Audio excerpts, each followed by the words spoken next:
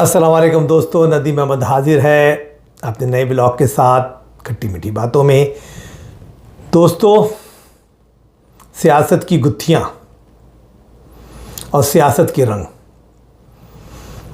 तो सियासत में जो सामने नज़र आता है वो हकीकत नहीं होती, जो इसके पीछे होता है वही हकीकत होती है।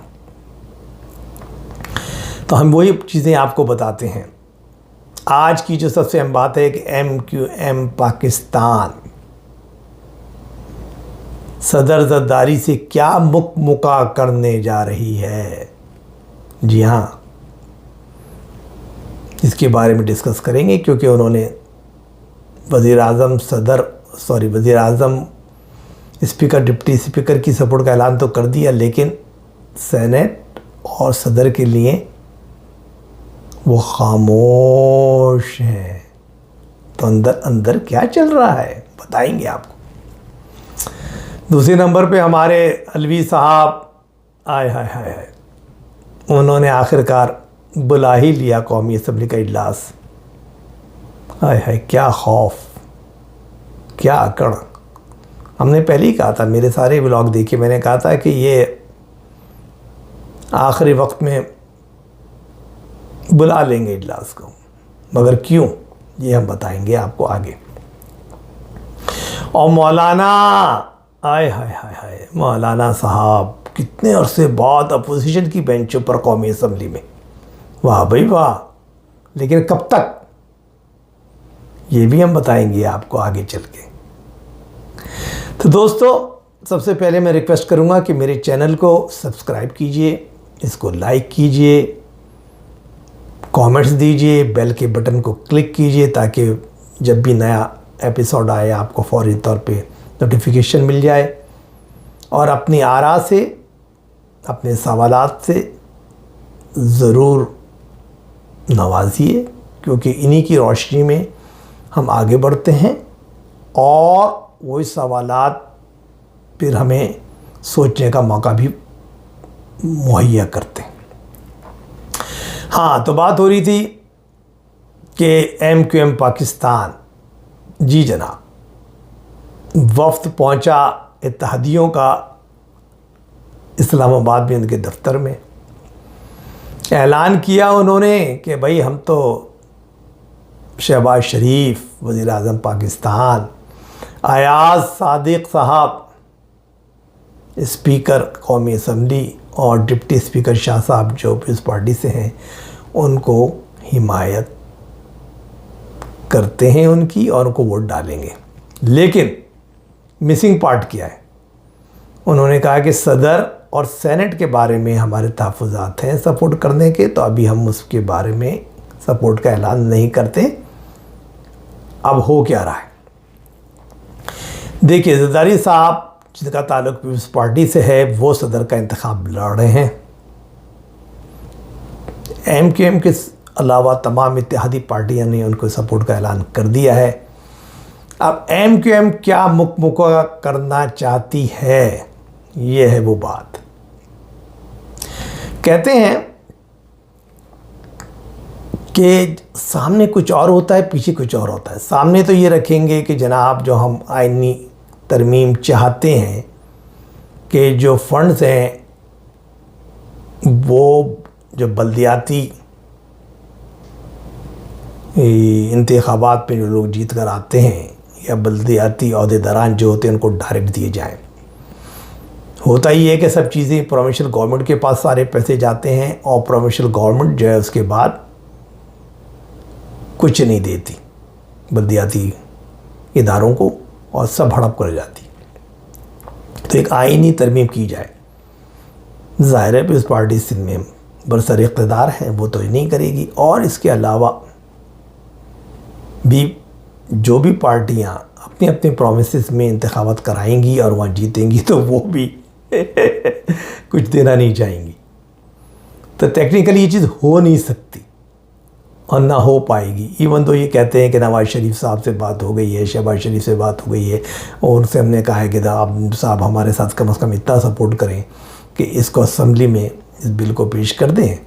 उसके बाद फिर हम PTI के सपोर्टेड लोगों के पास जाएं या मौलाना के पास जाएं या और दूसरे के पास लोगों के पास जाएं, इवन पीपल्स पार्टी के पास भी जाएं, लेकिन फिर वो हम पास कराएं या ना कराएं, लेकिन ये है सिर्फ आवाम के सामने। यानी किसे कहते हैं ना कि आवाम को कुछ ना कुछ तो दिखाना है ना, तो ये दिखाने के लिए ये बातें, इसका कोई ताल्लुक नहीं, भी पता है ना ये चीज़ होनी है ना ये होगी। तो फिर किस चीज़ पे बारगेन हो रही है? बारगेन जरदारी साहब से बहुत सारी चीज़ों पे, मसलन ये कि वो अड़े हुए हैं पीपल्स पार्टी वाले, इवन दो उन्होंने गवर्नर दे दिया है सिंध का नून लीग को, और नून लीग जिसको चाहे बना सकती है, लेकिन पसे पर्दा वो नून लीग वालों से कह रहे हैं कि भाई डायरेक्टली एमकेएम का बंदा ना लाएं, ऐसा ले आएँ जो कि हमें भी, आपको भी और एमकेएम को भी काबिल कबूल हो, यानी कि गैर सियासी बंदा या ऐसा बंदा जिसकी हर तरफ दोस्ती हो और बहुत ज़्यादा एक्टिव ना हो एक पार्टी के अंदर। खैर ये भी माइनर बात है, शायद वो इस पे एग्री भी कर जाए, एमकेएम का आ जाए तो कोई मसला नहीं, लेकिन उसके बाद ये लोग चाह रहे हैं, इस पार्टी वालों ने ये कहा है कि भैया लुक्रेटिव जो वजारतें हैं, जिसमें ख़ास तौर से शिपिंग और पोर्ट्स की वो बाबर खौरी वाली वो इनको ना दी जाए, और इस तरह एक दो जो लुक्रेटिव हैं वो ना दी जाए। तो ये बात है। तो ये जो बार्गेन हो रही है ना, उसमें एमकेएम अपने कार्ड्स इस तरह खेल रही है कि भैया हमें आईनी तरमीम की तो उन्हें पता कुछ होना नहीं, उस पर तो वो बात करेंगे भी नहीं, वो सामने पब्लिक के सामने करेंगे और बयान भी देंगे और बड़े जोश व खरोश से खिताब भी फरमाएंगे, लेकिन वो सब बकवास है। पीछे जो बात कर रहे हैं कि गवर्नर हमारे मिल जाए, हमें जो है अच्छी वजारतें कौमी असम्बली में मिल जाए, और सूबाई असम्बली पे भी तो राल टपक रही है प्यारे कि वहाँ पर भी कुछ हमें कोलिशन पार्टनर बना लिया जाए, हमें शेयर दिया जाए, हमें 4-5 मिनिस्ट्रीज़ दी जाएं, जो पहले कहते थे ना 40-60 का रेशियो, चलो वो नहीं, कह रहे 25 और 25% कोटा ही दे दो हमें मिनिस्ट्री का, मतलब उस पर ये बात करना चाहते हैं। तो ये वो गेम है जिसके अंदर बातचीत चल रही है। अब जरदारी साहब को भी वोटों की ज़रूरत है, सेनेट में भी उनको ज़रूरत पड़ेगी, तो वो ये चाहते हैं, क्योंकि ज़ाहिर सेनेट के अंदर जो इंतखाबात होंगे उसमें एमकेएम के जिस वक्त जो है 19 या 18-19 नशिस्तें हैं, वो भी मतलब जो आज़ा वो मिला के कोटे वाली ख़वातीन वगैरह की मिला के 19-20 हैं, तो वो चाहते हैं कि वो भी एक आध सेनेटर इंतखाब कराएंगे, तो वो भी हमें मिलना चाहिए। तो बात है भैया ये, तो इस पे चल रहा है मुक-मुका भाई, मुक-मुका भाई, मुक-मुका। अब इन्हें पता भी है कि जरदारी साहब जो हैं वो बादशाह हैं मफाहमतों के, तो गल बन जाएगी, हाय हाय कुछ ना कुछ हमारी भी सुनी जाएगी। तो देखिए क्या होता है, 2-4 दिन की कहानी है, क्योंकि 9 तारीख को तो सदर का इलेक्शन है, उससे पहले बात हो जाएगी। अच्छा, दूसरी साहब जो हमारे सदर अलवी साहब ने रात के 12 बजे से पहले, 11:15 बजे, जबकि परवेज़ अशरफ राजा जो वो हैं स्पीकर पुराने, उन्होंने तो ऐलान भी कर दिया था और बाकायदा इजलास का आ गया था सेक्रेटेरिएट से नेशनल असम्बली के कि भाई इजलास जो है वो 29 तारीख को सुबह 10 बजे होगा। तो ये पहले तो अकड़ते रहे इमरान की गुड बुक में आने के लिए, लेकिन मैंने कहा था ना कि ये गुड बुक में आने के लिए कर रहे हैं, लेकिन कोई प्रेशर बर्दाश्त नहीं कर पाएंगे ये मुक़्तदरा का और आने वाले दिनों का। तो आखिरकार उन्होंने घुट्टी टेक दी और ऐलान कर दिया कि मैं भी उतने ही बजे 10 बजे 29 तारीख को जो बुलाता हूँ इजलास। भाई इजलास तो बुला ही लिया गया था नेशनल असम्बली का, तुम क्यों बुला रहे हो? लेकिन उन्होंने अपने ऊपर कहा कि कल कल को भैया हमारे को ये कर नहीं, मैंने तो कर लिया था। हालांकि भाई जो आपने शर्त लगाई थी वही थी कि वो पूरा होना चाहिए, क्या होना चाहिए कि पूरी सीटें होनी चाहिए, पूरा कोरम पूरा नहीं है, असम्बली का जो तादाद है पूरी नहीं है मेंबरान की, क्योंकि जो है पीटीआई के जो हिमायती याफ्ता आज़ाद उम्मीदवार जो कि शामिल हुए सुन्नी इत्तिहाद काउंसिल में, उनको आप लोगों ने रिज़र्व सीटें ख़वातीन की और इसकी नहीं दी हैं। हाय हाय हाय, वो लेकिन वो तो फिर भी नहीं मिली, तो फिर क्या हुआ? कहते हैं कि उसने मेरे कत्ल के बाद जफ़ा से तौबा, हाय सूद पशीमा का पशीमा होना। माफ़ कीजिएगा, बाज़ात में शेर थोड़े से गलत भी हो सकते हैं, अल्फाज इधर उधर, तो इसके लिए माफ़ी।